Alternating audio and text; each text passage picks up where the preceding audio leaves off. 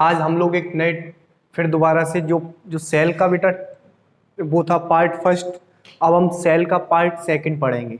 हम लोग उसमें पढ़ चुके थे कि एक सेल थी, सेल के पास उसके क्या होते हैं, सेल ऑर्गेनेल्स होते हैं जो सेल को चलाने में मदद करते हैं। जैसे माइटोकॉन्ड्रिया था, माइटोकॉन्ड्रिया क्या था बेटा, power house of the cell इसको बोला गया था। मैंने आपको प्रीवियस वीडियो में बताया था कि माइटोकॉन्ड्रिया को क्या बोलते हैं, power house of the cell. जैसे राइबोसोम क्या है बेटा, प्रोटीन फैक्ट्री है। क्या है, प्रोटीन फैक्ट्री। प्रोटीन फैक्ट्री का काम क्या होता है, इसको सेल को जो प्रोटीन सिंथेसाइज का काम करता है। और फिर उसके बाद है Golgi body, G for Golgi body, G for glycoprotein. क्या काम करता है, ग्लाइकोप्रोटीन सिंथेसाइज करता है। और ऐसे इंडोप्लाज्मिक रेटिकुलम का काम है बेटा, मैंने बताया था।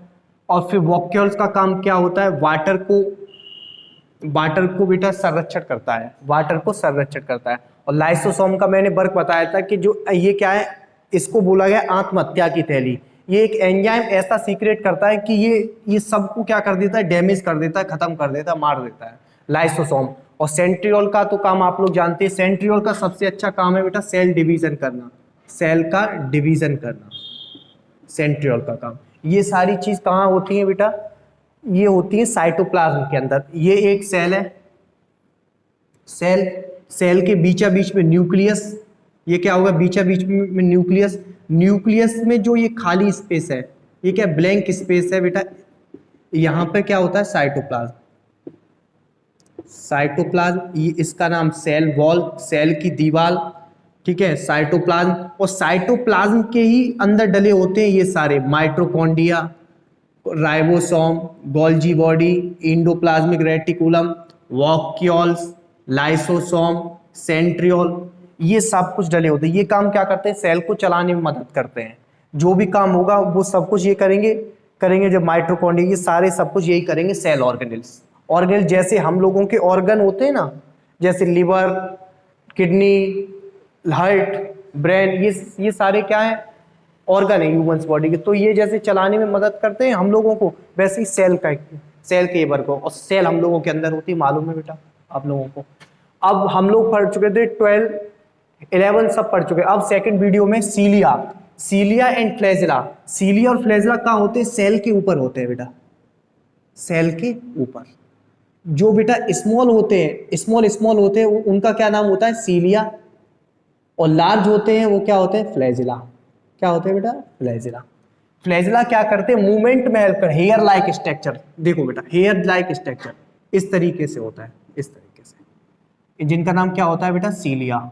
ठीक है, सीलिया। और फ्लैजिला तो आप लोग जानते हैं बेटा, फ्लैजिला क्या होते हैं, लंबे होते हैं। और सीलिया क्या होते हैं, स्मॉल होते हैं। ये क्या आउटर मोस्ट वॉल पे पाए जाते हैं, देखो बाहरी दीवार पे पाए जाते हैं। कहाँ पे, बाहरी दीवार पे। मूवमेंट, ये काम क्या करते हैं, मूवमेंट में हेल्प करते हैं। अब एक क्वेश्चन आता है बेटा एसएससी वगैरह में कि जो भी स्पर्म होता है ना, स्पर्म, ह्यूमंस का स्पर्म, उसको चलाने में कौन मदद करता है, स्पर्म भी एक सेल है, तो उसको चलाने में कौन मदद करेगा, फ्लैजिला करते हैं। क्या काम फ्लैजिला करते हैं। फ्लैजिला का सबसे अच्छा काम होता है मूवमेंट में हेल्प करना। किसमें बेटा, मूवमेंट में हेल्प करता, और ये फीडिंग भी करता है। फ्लैजिला क्या होता है, ग्रेट लार्जर देन सीलिया, हमेशा सीलिया से फ्लैजिला बड़ा होता है। मैंने पहले ही बता दिया, सीलिया छोटा होता है, फ्लैजिला बड़ा होता है। फ्लैजिला क्या करता है, मूवमेंट में हेल्प करता है, चलाने में मदद करता है। अब आगे 30 नंबर प्लास्टिड। प्लास्टिड क्या है, ये बेटा ये पार्ट है प्लास्टिड का। प्लास्टिड किसमें प्रेजेंट होता है, ओनली प्लांट की सेल में प्रेजेंट होता है। किसमें बेटा, P for plastid, P for plant, only plant में प्रेजेंट होता है। जैसे अभी एक रेलवे में क्वेश्चन आया है कि मतलब जो ऐसा फीचर बताइए प्लांट सेल में या एनिमल सेल में जो प्लांट में तो होता है लेकिन एनिमल में नहीं होता है। तो सबसे अच्छी बात क्या है, प्लांट की सेल में सेल वॉल होती है लेकिन एनिमल की सेल में सेल वॉल नहीं होती है। ठीक है, तो इसमें प्लास्टिड में क्या है, प्लांट में होती है। और प्लास्टिड बेटा 3 टाइप से होती है। कितने, नंबर 1 क्लोरोफिल, ल्यूकोप्लास्ट और क्रोमोप्लास्ट। क्लोरोफिल का काम क्या होता है, क्लोरोप्लास्ट का काम होता है जब प्लांट फोटोसिंथेसिस करता है। जब प्लांट क्या करता है, फोटोसिंथेसिस करता है, तो फोटोसिंथेसिस में क्लोरोफिल की जरूरत होती है। तो वो क्या देता है बेटा, लीव्स में क्लोरोप्लास्ट पाया जाता है। क्या बेटा, क्लोरोप्लास्ट क्या पाया जाता है, लीव में पाया जाता है। लीव में ये काम करता है, फूड को सिंथेसाइज करता है। क्या काम, फूड को सिंथेसाइज करने में मदद करता है।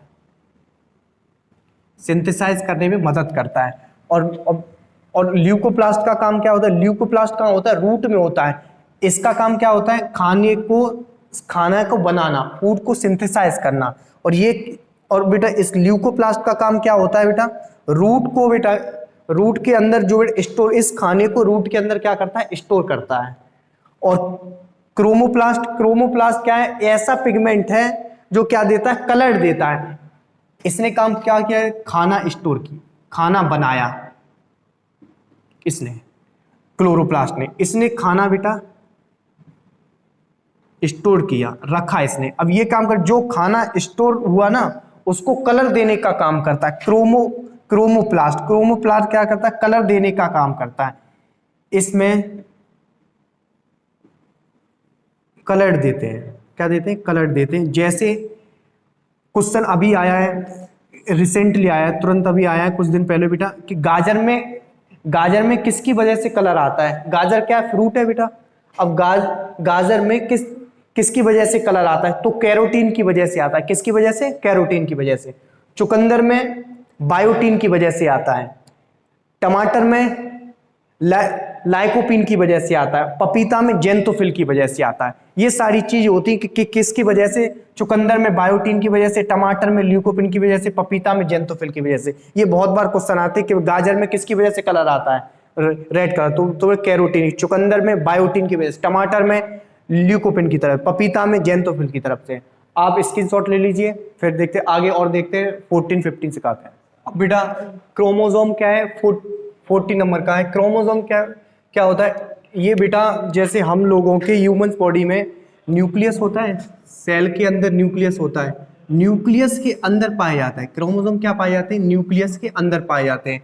ये का इन पे क्रोमोसोम के पास ही क्या होती है? जीन्स होती हैं। इस शेप में क्या होती है बेटा? जीन्स होती है। अंदर बाहर लगी होती है, जीन्स लगी होती है।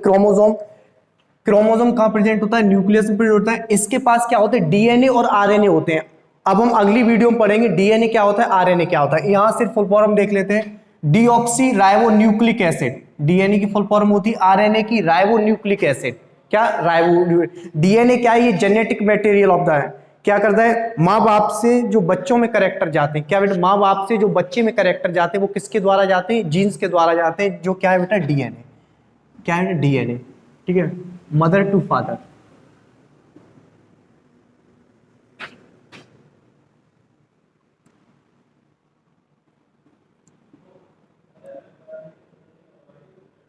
पेरेंट्स से जो बच्चों में कैरेक्टर जाते हैं, किसमें बेटा? बच्चों में जो कैरेक्टर जाते हैं वो किसके द्वारा जाते हैं? डीएनए के द्वारा जाते हैं। ये किस पे पाए जाते हैं?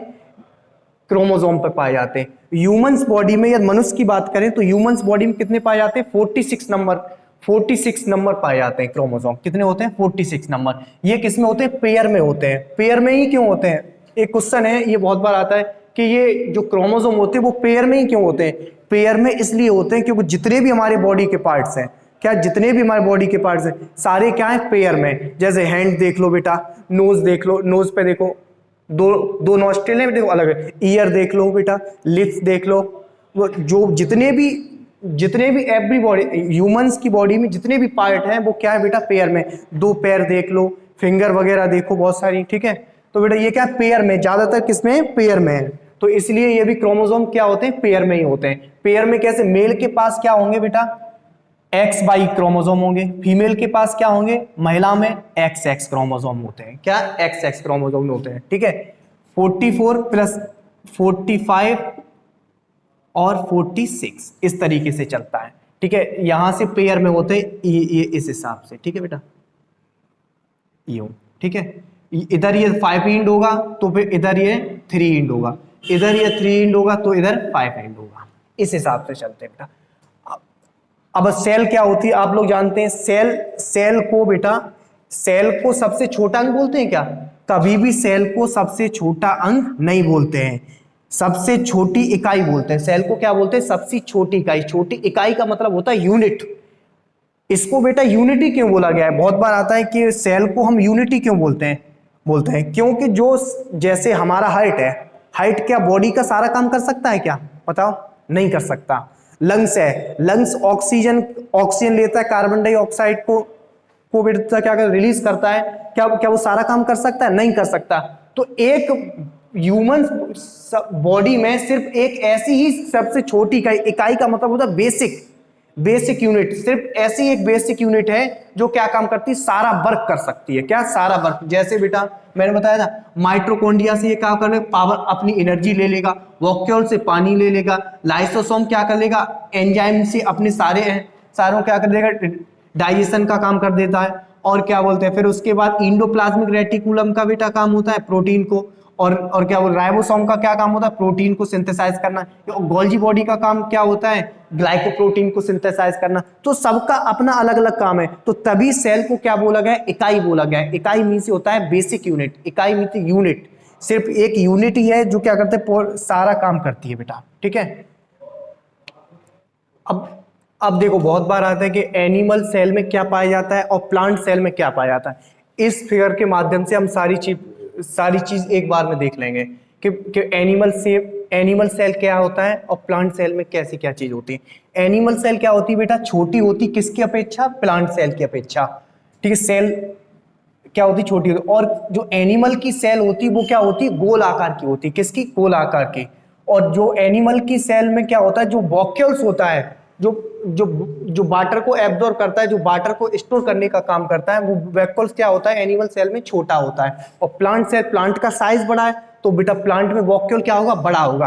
और जो प्लांट की सेल्स होती है वो क्या होती है? एनिमल सेल की अपेक्षा बड़ी होती है और चौकोर होती है, और जो वॉक्यूल का साइज भी क्या होता है? बड़ा होता है।